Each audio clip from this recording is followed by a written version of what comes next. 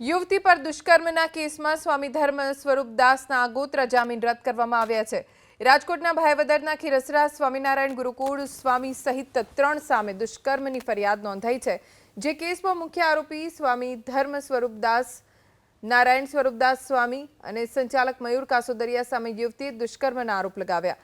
ત્યારે ધોરાજીની additional sessions કોર્ટે ધર્મ સ્વરૂપદાસ સ્વામીના આગોતરા જામીન કરવામાં આવ્યા। ઘટનાના મૂળ સુધી પહોંચવા જામીન ન મળવા જોઈએ તેવી સરકારી વકીલની દલીલ માન્ય રાખી। જો કે દુષ્કર્મના સહ આરોપી સ્વામી નારાયણ સ્વરૂપદાસના આગોતરા જામીન અરજી મંજૂર પહેલા જ થયેલી છે।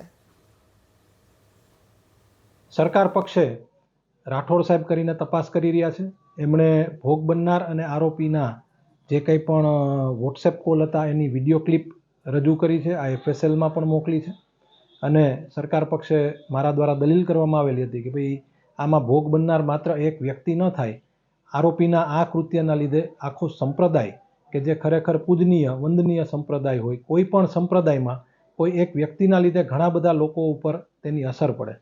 એટલે આ આરોપીને જો આગોતરા જામીન મંજૂર કરવામાં આવે તો સમાજ ઉપર પણ વિપરીત અસર પડે એમ છે। આ તમામ મુદ્દાઓને ધ્યાને લઈ અને શેખ સાહેબે આરોપીના આગોતરા જામીન રદ કરે।